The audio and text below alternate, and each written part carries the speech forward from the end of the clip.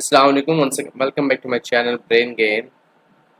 So I want to communicate with you through video as well. So let me see some settings.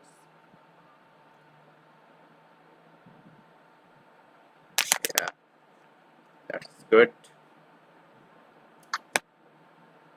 Okay. So it is. Is it right? I should do some large. I think it is right. Yeah. Here. I have to apply the transition, and I think now I am in my meeting game.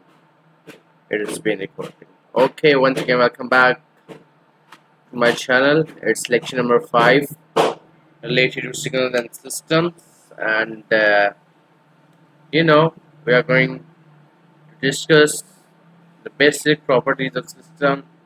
Number 1 is memory, number 2nd is invertibility, number 3rd is causality, and 4th one is stability, and the 5th one is time invariance, and then linearity.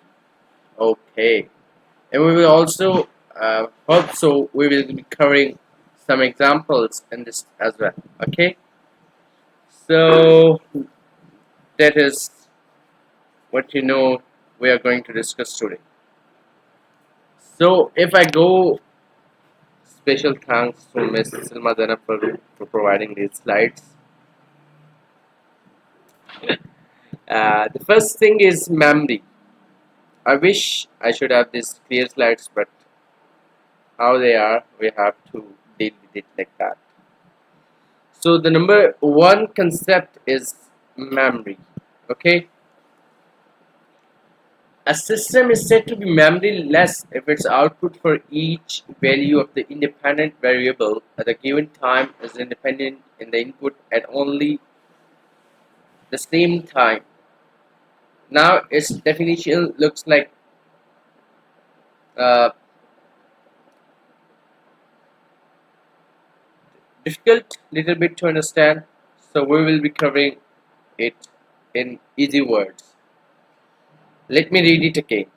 A system is said to be memoryless if its output for each value of the independent variable at a given time is independent in the input at only the same time.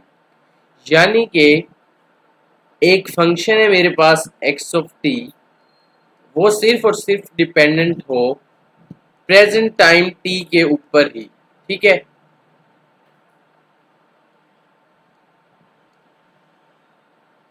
ये ना हो कि वो जो है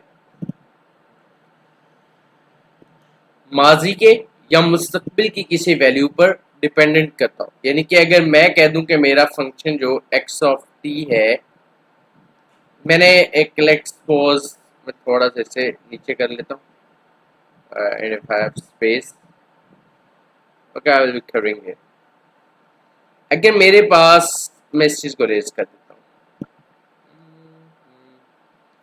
raise it.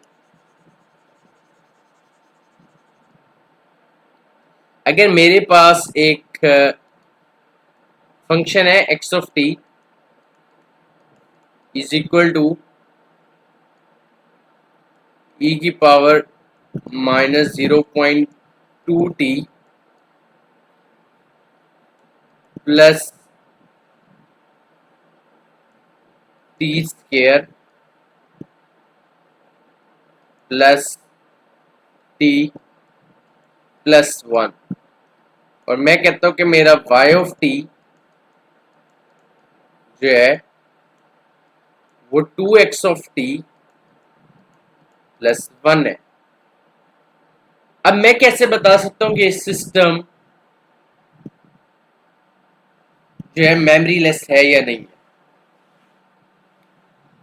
So focus के memory less होने के लिए, मेमोरी लेस सिस्टम को कहेंगे स्टैटिक सिस्टम, और जिसके अंदर मेमोरी हम जैसे अपने मेमोरी कार्ड्स होते हैं हमारे पास, उनमें हम अपना प्रीवियस डेटा जो है वो रिकॉर्ड कर लेते हैं, प्रीवियस डेटा हम सेव कर लेते हैं. तो अगर मैं इसमें कहूं कि मेरा y of t let's suppose is equal to 2x of t minus 2 और प्लस 1 है, ठीक है। तो यानी कि मैं कह रहा हूं कि अगर मेरा t इज इक्वल टू 2 है, राइट, तो y of 2 is equal to 2 of x 2 minus 2 0 plus 1, यानी कि time is equal to t is equal to 2 पर जो हमारी सिस्टम की वैल्यू है वो time at t is equal to 0 x of t के अंदर आकर ये एक्स ऑफ 0 आ रहा है, तो ये एक पास्ट की वैल्यू पे डिपेंड कर रहा है। So it is not memoryless, it is a system with memory and it is also known as dynamic system, ठीक है।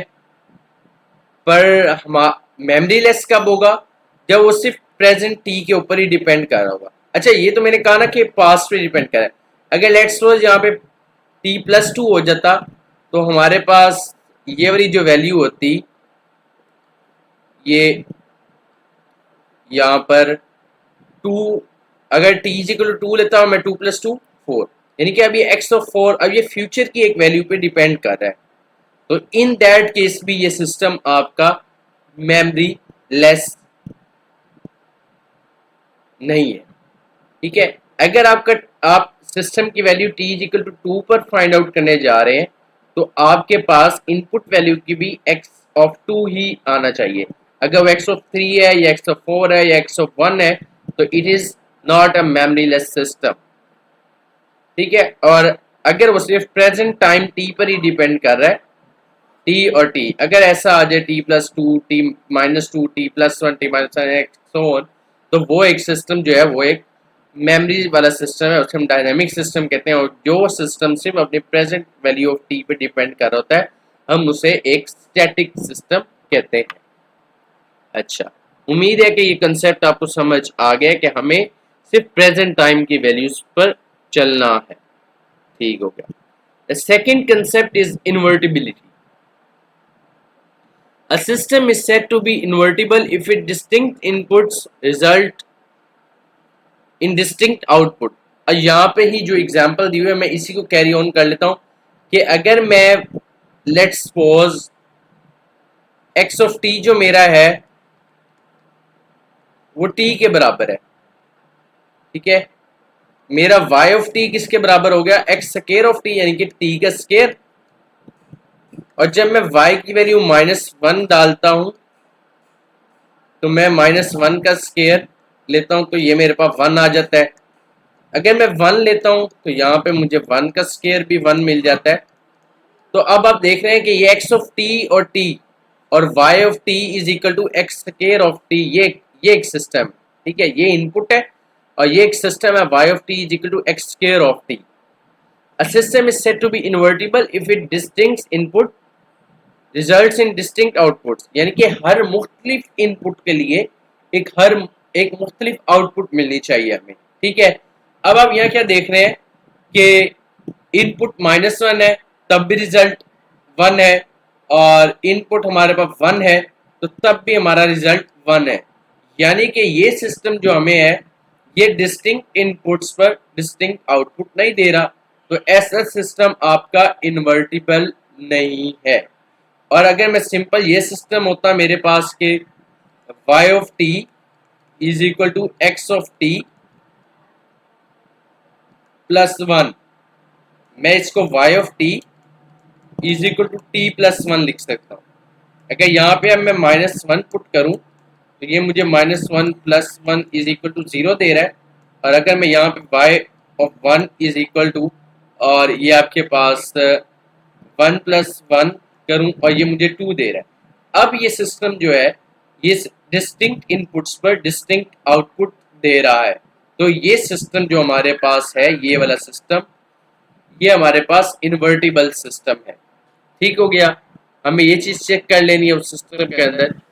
और इनवर्स ऑफ अ सिस्टम हमारा एक अदर कॉन्सेप्ट है, इसके अंदर क्या चीज है कि वो कहता है कि the inverse of a system denoted by T, या उससे आप टी सिस्टम है आपका और आई से आप साथ इनवर्स डिनोट कर सकते हैं। ठीक है, यहाँ पर ये लाइनिंग लगी है, वरना यहाँ पर भी इस तरह कुछ था। The inverse of a system denoted by T is a second system denoted by that when cascaded with the system T yields the identity system। मैं इसको अब आसान अल्फाजों में भी समझाता हूँ। An identity system is said to be defined to be that system for which the output is equal to the input। ठीक है, या और फिर आपके पास the function, the notation of for an inverse transformation is then y is equal to t of xt and x is equal to t inverse of y of t। कि अगर मेरे पास एक सिस्टम है, एक इनपुट है, चले मैं आपको यहाँ पे समझाता हूँ, थोड़ा सा ऊपर कर लेते हैं इसे। कि अगर मेरे पास एक इनपुट है x ऑफ t, मैं उसे एक सिस्टम है मेरे पास t, मैं उस पर अप्लाई करता हूँ तो मुझे एक आउटपुट मिल जाएगी y ऑफ t। ठीक है, अगर मैं एक इनवर्स सिस्टम है मेरे पास t i, अगर मैं ये वाला system output y of t के ऊपर अप्लाई करता हूं तो मुझे दोबारा अगर मेरी इनपुट मिल जाए, इसे हम इनवर्स ऑफ अ सिस्टम कहते हैं। अब मैं एक इसकी आपको मैथमेटिकल एग्जांपल दे देता हूं कि अगर लेट्स सपोज मेरे पास जो एक x ऑफ t जो था वो है t के बराबर। ठीक है, x1 ऑफ t आप कह लें। ठीक है, मैं अपना एक सिस्टम है मेरे पास। ठीक है, और मैं उसे x1 ऑफ t जो है ना वो मैं सप्लाई कर रहा हूँ, ये मेरे पास t है। ठीक है, यहाँ पर जब वो आता है और मैं उसे यहाँ पे मैं t इनवर्स सिस्टम से उसे गुजारता हूँ। ठीक है, अपनी इनपुट को x1 ऑफ t के बराबर है t, और ये t सिस्टम है ना, समझ ले यहाँ पे इस जगह पे आता है तो वो मल्टीप्लाई बाय 2 हो जाता है आपका सिस्टम। ठीक है, और यहाँ पे जब वो इनवर्स में आता है तो वो डिवाइडेड बाय 2 हो जाता है। ठीक है, तो ये यहाँ पर आया तो ये 2x, अब यहाँ पे ये y आ गया। ठीक है, y आपका हो गया 2x1 ऑफ t। अब जब मेरे पास ये ti सिस्टम से गुजरता है, अब यहाँ पे अगर मैं इसे कह दूं कि ये मुझे यहाँ ये मुझे y1 दे रहा था और यहाँ ये मुझे y2 दे रहा है, तो y2 में क्या हो रहा है, डिवाइडेड बाय 2 हो रहा है। तो जब डिवाइडेड बाय 2 होगा तो मुझे दोबारा x1 ऑफ t मिल जाएगा। तो ये ऐसा सिस्टम जो इनपुट पे एक सिस्टम अप्लाई किया और फिर हमने एक और सिस्टम उस पर लगाया और वो सिस्टम हमें उसका इनवर्स सिस्टम लगाया और वो हमें दोबारा इनपुट वापस दे दे, ऐसे सिस्टम को हम इनवर्स सिस्टम कहते हैं। ठीक है, उम्मीद है इस चीज की भी आप लोगों को समझ आ गई। कास्केड फॉर्म में होगा ये। ठीक है, यानी कि कैस्केडेड फॉर्म में इन सीरीज ये वर्क कर रहा होगा आपका। और अच्छा, अगला कंसेप्ट हमारे पास है कैजुअलिटी। कैजुअलिटी किसे कहते हैं? A system is casual if the output at any time is dependent on the input only for t less than t naught। t less than is equal to t naught। अगर मेरे पास casual system, हम उसे कहेंगे कि अगर मेरे पास एक system है, एक इनपुट है x ऑफ t और मेरे जो कुछ भी है फंक्शन है किसी चीज का, तो अगर मैंने एक सिस्टम है मेरे पास y ऑफ t जो इंडिपेंडेंट है इनपुट x ऑफ t के ऊपर, तो y of t is equal to x of t। ये अभी भी कैजुअल है। क्यों है इसके बारे में मैं आपको बताऊंगा। ये वाला सिस्टम के y of t x of t minus 2। ठीक है, तो ये भी इसके बारे में मैं आपको बताता हूँ। और एक सिस्टम है मेरे पास y of t is equal to x of t plus 2। ठीक है, और एक और सिस्टम मैं अभी आप लोगों को लिख के दिखाता हूँ। अच्छा, वो t नॉट से लेस देन होना चाहिए। ठीक है, ओके हो गया। A causal system is also called a non-anticipatory system. All physical systems are causal. ठीक हो गया। तो उसका कहने का मकसद क्या है कि अगर मेरे पास एक फंक्शन है वो या तो प्रेजेंट वैल्यू पे डिपेंड कर रहा हो या उससे लेस देन वैल्यू पे डिपेंड कर रहा हो। अगर अब मैं लेट्स सपोज करता हूं मेरा t जो है t is like 1 second, t is equal to 1 second, तो मेरा ये सिस्टम क्या बन जाएगा, y of 1 is equal to x of 1। ये तो प्रेजेंट टाइम पे डिपेंड कर रहा है, ये तो ये 1 है, ठीक है, कैजुअल। अब दूसरा सिस्टम मेरा फिर y ऑफ 1 में देखता हूं तो ये मुझे x ऑफ क्या देता है, 1 माइनस 2 माइनस 1। ये टाइम इस टाइम से नीचे है, ठीक है, तो ये सिस्टम भी कैजुअल है। हमने क्या देना है, t is less than t naught, if I am not wrong this is like that। और दूसरा सिस्टम जब मैं y ऑफ 1 कैलकुलेट करता हूं तो ये मुझे देते हैं x ऑफ 1 प्लस 2 3। हमारा t नॉट क्या है, 1 है, ठीक है, here t not is equal to 1 यहाँ पे, और हमारा जो t टाइम पीरियड होना चाहिए वो t नॉट से या लेस हो या फिर उसके बराबर हो। यहाँ बराबर है, यहाँ लेस है और यहाँ ग्रेटर देन। तो इसका मतलब है ये सिस्टम भी कैजुअल है, ये सिस्टम भी कैजुअल है, पर ये सिस्टम कैजुअल नहीं है। अब मैं एक और मिसाल आपको देता हूँ कि अगर मेरे पास y ऑफ t आ जाए x of t plus 2 minus x of t minus 2। यहाँ पर क्या है कि ये इसकी वजह से कैजुअल नहीं है, ठीक है, पर इसकी वजह से कैजुअल है। पर ओवरऑल सिस्टम हमारा कैजुअल नहीं है क्योंकि वो एक t is greater than t not पर डिपेंड कर रहा है। ठीक हो गया। यानी कि अगर आप यहां देखें तो लिखा हुआ है ना कि y n प्लस 1, ठीक है, तो n की कोई भी वैल्यू आएगी प्लस 1 होगा तो वो टाइम एक्सीड कर जाएगा। यानी कि अगर मैं 0 डाला और इधर भी 0 आ जाएगा, 0 प्लस 1 यहाँ पे 1 आ जाएगा, तो इसकी वजह से ये आपके कैजुअल सिस्टम में नहीं जाएगा। यहाँ पे भी आकर टाइम t नॉट t के बराबर है, t से अगर यहाँ मैं इसी जगह इस फंक्शन के अंदर जिस जो यहाँ लिखा हुआ है मैं अगर लिखता कि y of t is equal to minus infinity to t plus 2, time से 2 यूनिट्स में आगे जा रहा हूं, तो ये सिस्टम आपका कैजुअल नहीं है। ठीक हो गया। अच्छा, एग्जांपल्स भी अगर इसके एंड पे दी हुई या कुछ मैं कर सका तो मैं आपके साथ जरूर शेयर करूंगा। स्टेबिलिटी, स्टेबिलिटी जो भी आपसे प्रोनाउंस करें, इट्स नॉट माय कंसर्न। तो सिस्टम आपका स्टेबल कब होगा? A system is defined to be bounded input and bounded output. This BIBO is standing for bounded input and bounded output. A system is defined to be bounded input, bounded output, stable if the output remains bounded for any bounded input. हम कोई भी एक range के अंदर input देते हैं, एक range define है उसके अंदर हम इनपुट देते हैं और हमें एक आउटपुट भी एक रेंज के अंदर मिलती है। ये नहीं कि वो बहुत ज्यादा एक्सीड कर जाए टुवर्ड्स इन्फिनिटी। तो अगर वो ऐसा सिस्टम डिजाइन हो जाए जो हमें एक रेंज के अंदर हम इनपुट दें और हमें एक रेंज के अंदर आउटपुट मिल जाए, तो वो इसको आगे और मजीद सिंप्लीफाई करके समझा सका तो समझाऊंगा। तो एक बाउंडेड इनपुट के लिए एक आपको यानी कि एक दी है इनपुट के इस रेंज के अंदर हो, उसके अंदर उस रेंज के अंदर एक आउटपुट आपको है कि आ गई, तो वो सिस्टम आपका स्टेबल है। अगर वो आपका आंसर टुवर्ड्स इन्फिनिटी या मैक्सिमम की तरफ बहुत ज्यादा बढ़ है तो वो आपका स्टेबल सिस्टम नहीं है।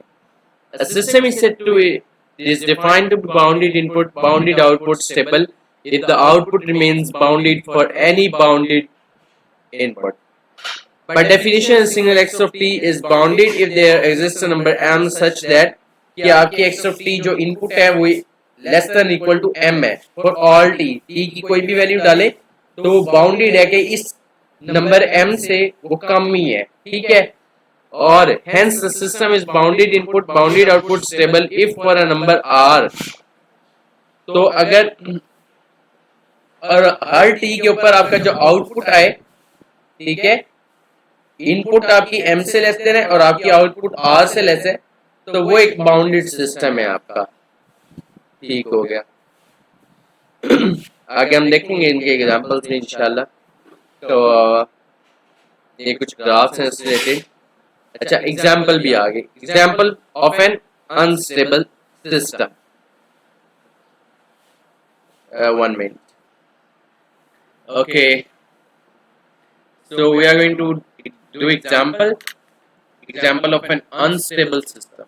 उसने पहले ही हमें बता दिया कि सिस्टम जो है अनस्टेबल है। ओके, अच्छा, कंसीडर द आइडियल वोल्टेज। आपने सर्किट एनालिसिस पढ़ी हो अगर अपने पिछले कोर्सेज में, तो ये उससे रिलेटेड एग्जांपल है। Consider the ideal voltage source VT as the input and the circuit current IT across the inductor and the output. IT output है, वोल्टेज इनपुट है, करंट आउटपुट है। ठीक है, ये इक्वेशन आपको दी हुई है। Then the output is described by this equation. इस इक्वेशन से आपको डिस्क्राइब है, इंटीग्रेशन यहाँ हो रही है। If the input is a unit step function, वो कह रहा है कि अगर हम वोल्टेज जो है इस सिस्टम के अंदर एक यूनिट स्टेप फंक्शन देते हैं, कि अब यूनिट स्टेप फंक्शन किस तरह से है कि वो एक ये 1 है ना, तो वो 0 से 1 हो जाएगा सिस्टम और कॉन्टिन्यूसली वो 1 रहेगा। ठीक है, तो एक रेंज में है, 1 है। तो और if the input is unit step function the output, अब इसके अंदर करंट आपका किस तरह का एक रैंप फंक्शन निकलेगा जो किस तरह कॉन्टिन्यूसली इंक्रीज कर रहा है। Current is increasing, it's mean voltage constant है, current is increasing with respect to time. If the input is a unit step, the output is a ramp function which is the unbounded. जारी बात है कि आपका जो function है वो अगर हम इस इक्वेशन को सॉल्व करें, बट इस कोर्स के लिए ये यहाँ पर इतना ही आपको समझाना यहाँ पे मकसद है। In this example, the input is bounded. Input की range bound है. However, the output is unbounded and thus does not satisfy the condition for the bounded input bounded output stability system. इसके बरक्स हमारे पास जो इस तरह के सिस्टम होते हैं e की पावर -2t, ठीक है, इसके अंदर आप t एक स्पेसिफिक रेंज की दे सकते हैं। और आप देखेंगे ये जो ऐसे फंक्शन होते हैं ये भी डिक्रीजिंग होते हैं। ठीक है, और ये जो डिक्रीजिंग सिस्टम होते हैं ये हमारे पास स्टेबल सिस्टम होते हैं। ओके, अब यहाँ पर अगर आप देखें तो जो भी हमारे पास इनपुट है वो डिवाइडेड बाय 3 हो रही है। ठीक है, तो जो भी इनपुट है वो फिर उसके बाद जो भी आंसर उसका आएगा वो डिवाइडेड बाय 3 हो रहा है, तो ये भी एक डिवाइड फैक्टर जो है ये डिक्रीज कर रहा है, तो ये भी एक स्टेबल सिस्टम है हमारे पास यहाँ पर। Okay, the next concept is time invariance. It is also very beautiful concept related to signals and systems. कि time invariance क्या है? A system is said to be time invariant if a time shift in the input signal results only in the same time shift in the output signal. ये बात समझने वाली है और मैं आपको समझाऊंगा। For a time invariant system for which the input x of t produces the output y of t, input x of t minus t naught produces the y t of minus t naught, that is y। अच्छा, ये mathematical system discrete के लिए इस तरह वो कहते हैं कि अगर मेरे पास एक फंक्शन है x of t जिससे मुझे एक आउटपुट मिलती है y of t, अगर मैं इनपुट के अंदर टाइम को t नॉट पर शिफ्ट करूं, ठीक है, t नॉट यूनिट शिफ्ट करूं, तो मेरे पास जो आउटपुट आए वो भी मुझे t नॉट यूनिट शिफ्ट मिले। अब मैं इसको एक और ग्राफिकल एग्जांपल के जरिए समझाता हूं कि लेट्स सपोज मेरा एक्स ऑफ टी ये है, ठीक है, ये जीरो से शुरू हो रहा है, और मेरा इसी लिहाज से y ऑफ टी एक यूनिट रैम्प फंक्शन आ गया, ठीक है, ये भी जीरो से स्टार्ट हो रहा है। अब इसके अंदर मैंने, अगर ये मेरा x ऑफ टी है, ये मेरा y ऑफ टी है, ठीक है, मैथमेटिकली भी मैं समझाऊंगा और डिटेल के साथ, अभी एक just for the point of view, अगर मैं इसी फंक्शन को मैं टी नॉट यूनिट्स शिफ्ट कर देता हूं, यहाँ पे ये वन है, ठीक है, यहाँ पे भी ये वन है, टी नॉट यूनिट्स मैंने फंक्शन शिफ्ट कर दिया एक्स ऑफ टी, और ये मेरे पास X of T minus T naught हो गया, ठीक है। तो वो कहता है कि आपके आउटपुट में भी टी नॉट यूनिट्स जो है वो, अब आपका यहां से जीरो से नहीं शुरू होना चाहिए, y of T minus T not, एक शिफ्टिंग, सेम शिफ्टिंग आ जानी चाहिए, और आउटपुट की शेप जो है ग्राफ की वो सेम रहनी चाहिए, ठीक है। अच्छा, अब जो है टेस्टिंग टाइम इनवेरियंस को हम किस तरह से करते हैं, यहाँ पर ये एक एग्जांपल हुई है, बट मैं आपको अपने तरीके से कराऊंगा। उसके बाद लीनियरिटी है, तो हम, क्योंकि हमने ये टाइम इनवेरियंस का कॉन्सेप्ट पढ़ लिया है, मेरी कोशिश है कि पहले मैं आपको टाइम इनवेरियंस की एक एग्जांपल करा देता हूँ, और फिर हम चलते हैं अपने लीनियर की तरफ इंशाल्लाह। So I am just going to have an example from my register, and till that board is going to be open. So just like that before convolution topic में ये होगा मेरे पास, और it is analysis,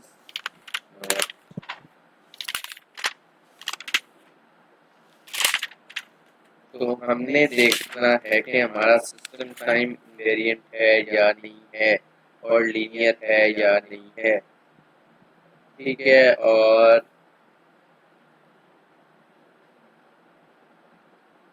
यहाँ पर भी मेरे पास एक सिस्टम है, but it is little bit tough. और उसके बाद आप लोग एक ये सिस्टम है मेरे पास, इनपुट एंड आउटपुट, और system memory less, board open हो गया हुए, और इनवर्टिबल ये चीजें बनी, कैजुअल, लीनियर, टाइम इनवेरिएंट। चले मैं आप लोगों को ना टाइम इनवेरिएंट के एग्जांपल कराऊं, थोड़ा सा देख, टाइम इनवेरिएंट, ओके ओके, ठीक है। अच्छा, बेसिकली क्या होता है कि आपके पास अगर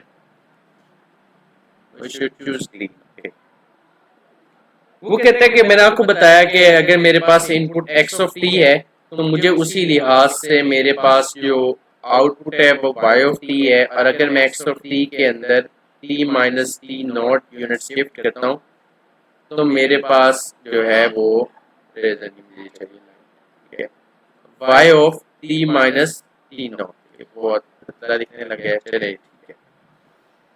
तो अगेन मेरा, अच्छा अब डिपेंडेंस है कि मेरा एक्स ऑफ टी, तो जो भी है, लेट्स सपोज मेरा एक्स ऑफ टी है, मैं दो एग्जांपल्स करा दूंगा, अभी ये शुरुआत यहाँ से कर लेते हैं। ई की पावर जैसे मैंने पहले लिखा था minus 0.5 T plus T square plus 2 T plus 1, ठीक है, इस तरह से मैंने कुछ सिस्टम लिखा था। अगर मेरा y ऑफ टी इस तरह से कुछ है कि 2x ऑफ टी प्लस 1, तो ये तो फिर ठीक है कि अगर मैंने पहले सिर्फ इनपुट में, पहले आपने इनपुट में चेंज करके देखना है, ठीक है, कि मेरा y1 ऑफ टी क्या निकलता है, कि मैं सिर्फ यहाँ पर x ऑफ टी जहां है ना, वहां मैं t को t माइनस टी नॉट से रिप्लेस कर दूंगा, ठीक है। तो 2 let me average it, okay 2x of t minus T not, ये भी सिर्फ मैंने इनपुट के अंदर शिफ्ट किया है, ठीक है, और ये प्लस वन। अब दूसरी चीज क्या है कि आपने आउटपुट में शिफ्ट करना है, y2 of t is equal to y of t minus T not, यानी कि वो कह रहे हैं कि y के एक्सप्रेशन में जहां जहां t आए आप उसको t माइनस टी नॉट से रिप्लेस कर दें। मैंने ऐसे किया 2 of x t minus T not और ये प्लस वन। अब आप देखिए कि मेरा जो y1 ऑफ t है और जो मेरा y2 ऑफ t है ये तो सेम है, y1 of t is equal to y2 of t। अगर ये चीज सेम आ जाए तो मैं कहूंगा कि मेरा जो सिस्टम है वो टाइम इनवेरिएंट है, कि जितनी मैं इनपुट में शिफ्ट लाया उतनी ही मेरी आउटपुट में शिफ्ट आई, तो सिस्टम सही रहा। अब आप सोच लेंगे कि हर बार ऐसे ही होगा, कोई दूसरे टाइम ऐसा सिस्टम होगा ही नहीं जो टाइम के साथ वेरी कर जाए, तो ऐसा हरगिज नहीं है, टाइम वेरिएंट सिस्टम भी होते हैं हमारे पास। लेट्स सपोज मेरे पास यही एग्जांपल है और एक और मैं इसके अंदर काम, अब मैं अपने आउटपुट फंक्शन को मोल्ड कर दूंगा थोड़ा सा, ठीक है। अब मैं इसको कर देता हूँ T x of T minus one. अब जो मेरा पहला फंक्शन है y1 ऑफ t, मैंने उसमें आपको क्या कहा कि सिर्फ इनपुट के अंदर चेंज आएगा, कि जहां पे x ऑफ t है वहां पे मैं x of t minus T not कर दूंगा, ये सिर्फ इनपुट के अंदर चेंज है, ठीक है। तो इसके अंदर ये आ गया कि t तो एज इट इज रहेगा और x ऑफ t किससे रिप्लेस हो जाएगा, t माइनस टी नॉट और ये plus one. y2 of t हमारा क्या होगा कि y of t minus T not, कि अब आउटपुट के एक्सप्रेशन में जहां जहां t है मैं उसको t माइनस टी नॉट से रिप्लेस कर दूं। तो ये मेरा पहला t है, मैं इसको t माइनस टी नॉट से मैंने रिप्लेस किया, और ये मेरा x ऑफ t था, इसको भी मैंने t माइनस टी नॉट से रिप्लेस किया और प्लस वन। अब आप लोग क्या देखते हैं कि मेरे पास तो ये और ये आपस में दोनों सेम नहीं है, तो y1 of t is not equal to y2 of t, तो आपका सिस्टम तो टाइम वेरिएंस है, जब आपने टाइम को शिफ्ट किया इनपुट में शिफ्ट किया और आउटपुट में शिफ्ट उतना शिफ्ट नहीं आएगा, ठीक है।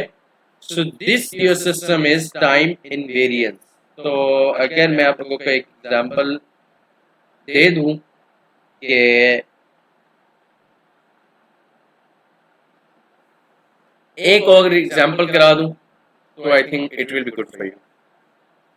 तो मैं ये सारा रेज कर देता हूं और यहाँ पे मैं दोबारा मार्कर यूज कर देता हूं। मेरे पास एक फंक्शन है y of t x square of t,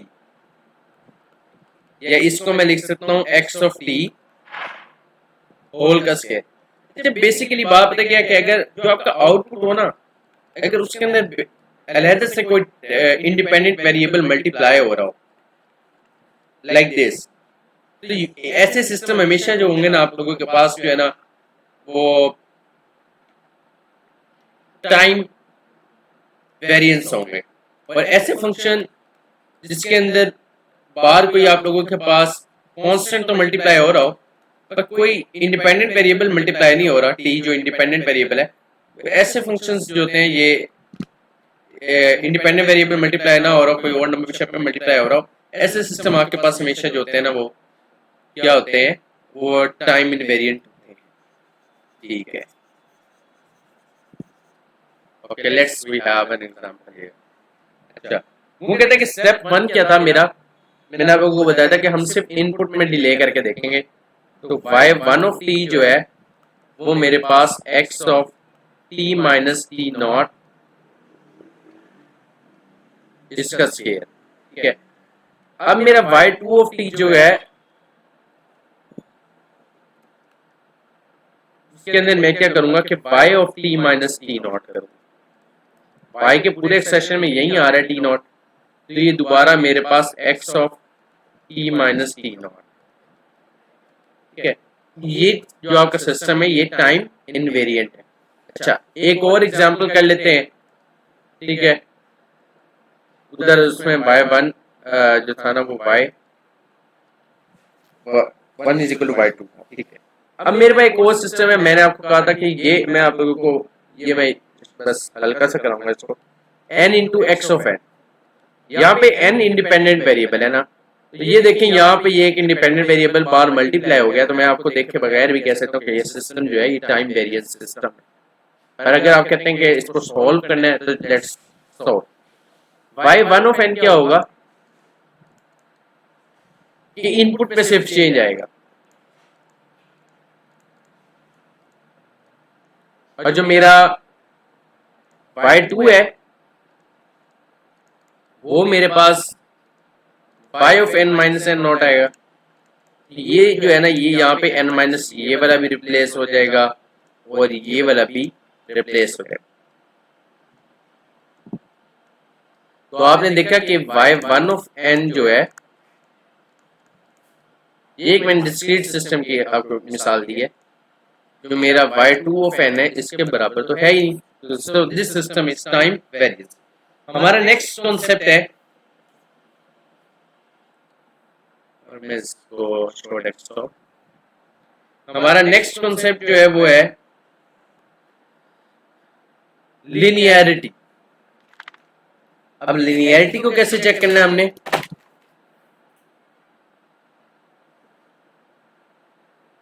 a system is said to be linear if it meets the following two criteria। पहला क्राइटेरिया ये हो गया एडिविटी, x1 ऑफ t से अगर आपको y1 ऑफ t मिल रहा है तो x2 ऑफ t से आपको y2 ऑफ t मिल रहा है, तो हम जब उन दोनों इनपुट्स को ऐड करें तो हमें उन दोनों इनपुट्स के रिस्पेक्टिव जो पहले आउटपुट मिल रही थी वो भी हमें उसी तरह y1 और टोटल आउटपुट उसी तरह हमें मिल जाए। मैं आपको और आसान अल्फाज में बताता हूं कि मेरे पास एक पहला सिस्टम है x1 ऑफ t, मुझे उससे एक output milli y1 of t। फिर मेरे पास एक दूसरा सिस्टम है x2 ऑफ t, मैंने इसको उसी सिस्टम में डाला और मुझे output milli y2 of t। अब मैं क्या चाह रहा हूं कि वो सिस्टम ऐसा होना चाहिए कि अगर मैं x1 ऑफ t और x2 ऑफ t इन दोनों इनपुट्स को ऐड करके उस सिस्टम में दूं तो मुझे जो आउटपुट मिले वो वही मिले कि जो मैं उनके सिंगल रिस्पेक्टिव से जो मुझे आउटपुट मिली थी y1 ऑफ t और y2 ऑफ t उन दोनों को ऐड करूं तो वही वाली मुझे आउटपुट मिल जाए। कि मेरे पास एक सिस्टम है t, it is not working, let me see, मुझे मेरे पास एक सिस्टम है t, मैं उसके अंदर x1 ऑफ t अप्लाई करता हूं तो मुझे y1 ऑफ t मिलता है। मेरे पास एक वही सिस्टम है, मैं उसके अंदर x2 ऑफ t अप्लाई करता हूं तो मुझे y2 ऑफ t मिलता है। तो मैं चाहता हूं कि मैं अगर उसी सिस्टम में x1 ऑफ t ये दोनों इनपुट्स ऐड करके एक ही दफा उस सिस्टम में अप्लाई कर दूं तो मुझे जो आउटपुट y ऑफ t मिले वो बेसिकली इन्हीं दो, क्योंकि इनपुट ऐड होके जा रही है तो इसी तरह जो इनके सिंगल रिस्पेक्टिव से मुझे आउटपुट मिली थी वो भी मुझे ऐड करूं तो मुझे यही वाली आउटपुट y ऑफ t मिल जाए। ठीक है, ये पहला क्राइटेरिया।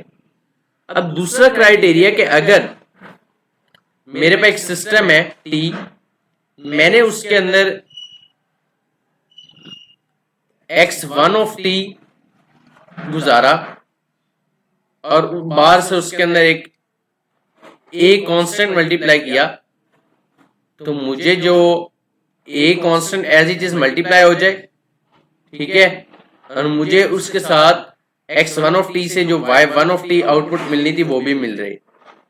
और अगर मैं कहूं कि मैं उसी सिस्टम के अंदर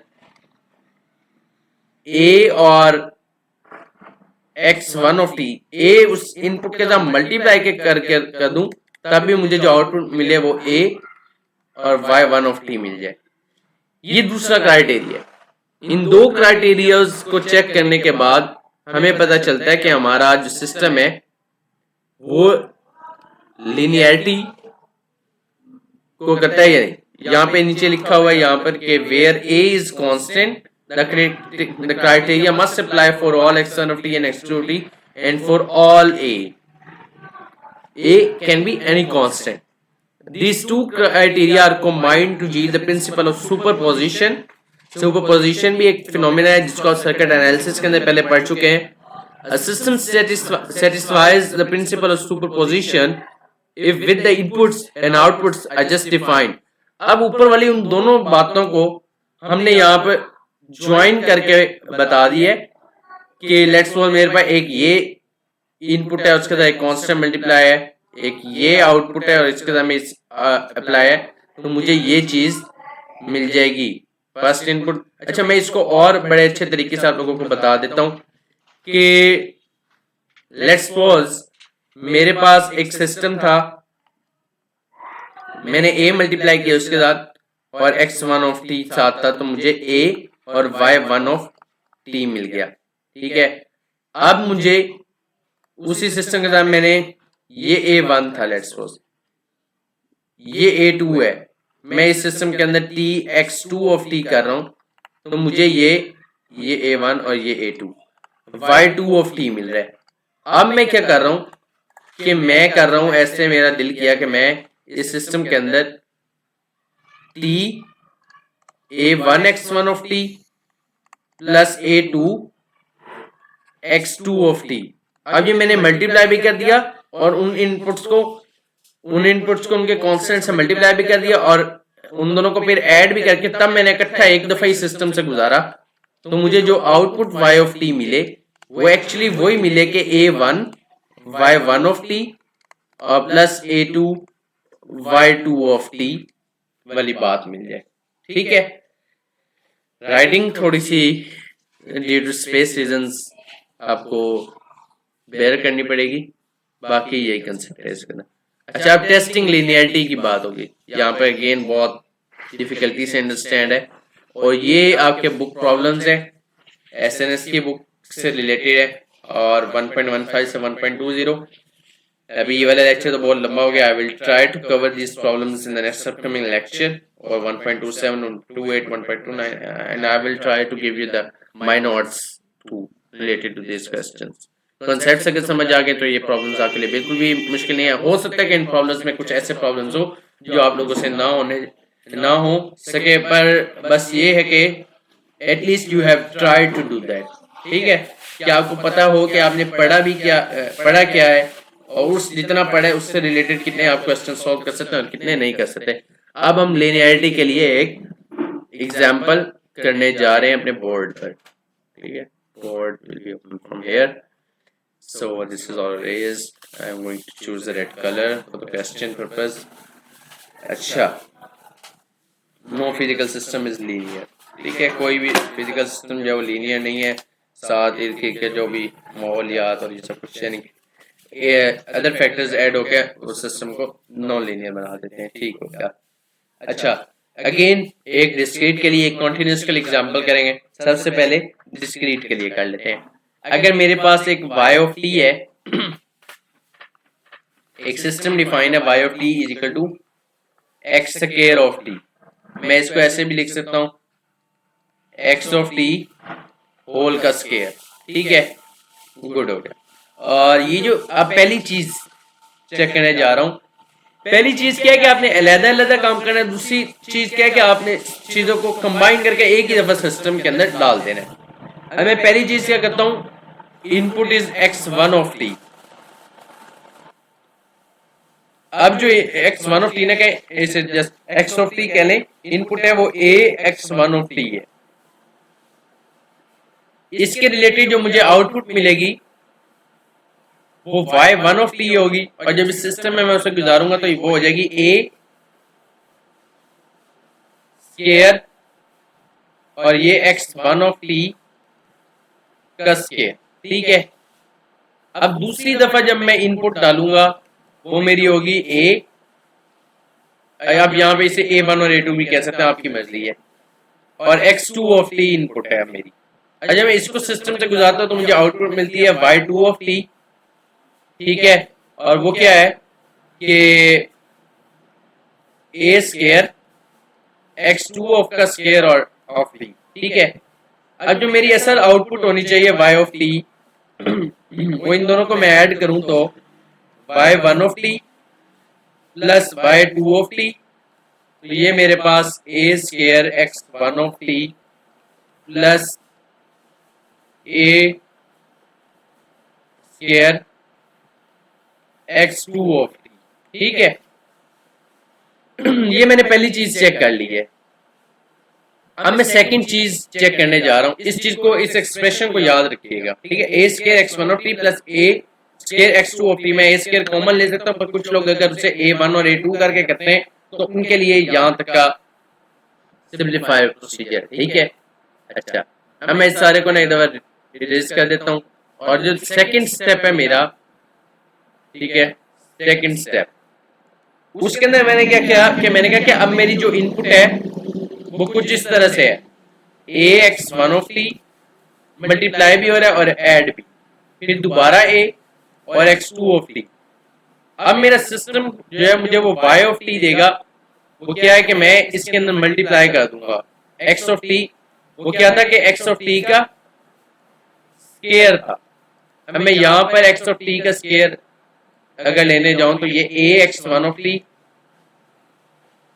plus a x2 of t whole का स्क्वायर।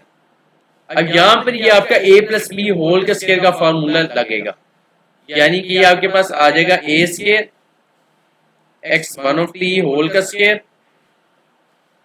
फिर आपके पास a square x2 of square का t, और दूसरा आपके पास आ जाएगा 2ab।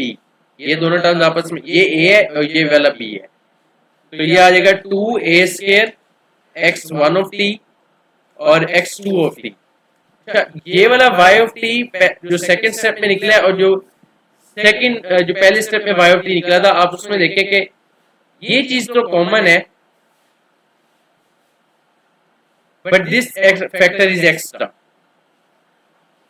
तो इसकी बिना पर आप कह सकते हैं कि ये सिस्टम जो आपका है, ये क्योंकि आपका, अगर मैं उससे जो मुझे आउटपुट मिली थी मैं उसे y3 ऑफ t कह दूं और मैं इसको y4 ऑफ t कह दूं, तो आप कह सकते हैं कि y3 of t is not equal to y4 of t, ठीक है। तो ये सिस्टम आपका इस लिहाज से नॉन लीनियर है, ठीक है।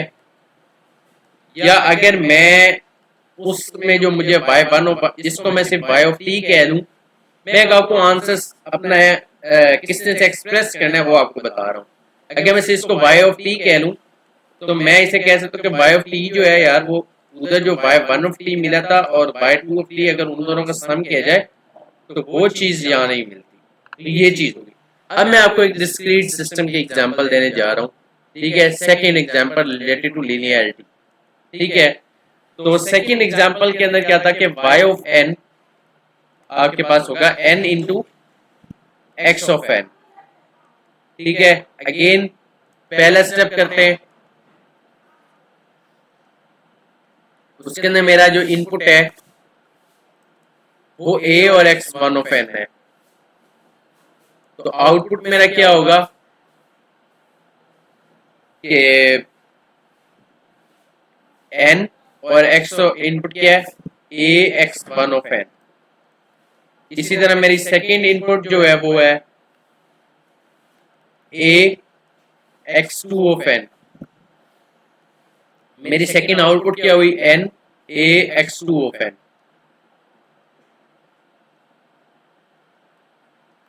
ठीक है।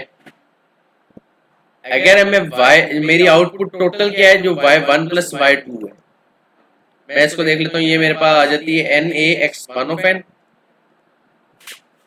Plus n a x2 of n। अच्छा, अब ये मैं करने जा रहा हूं सेकंड स्टेप। सेकंड स्टेप के अंदर मेरा क्या काम है कि मैं कहता हूं कि भाई अब जो मेरी इनपुट है ना x ऑफ n, वो है a x1 of n plus a x two of N.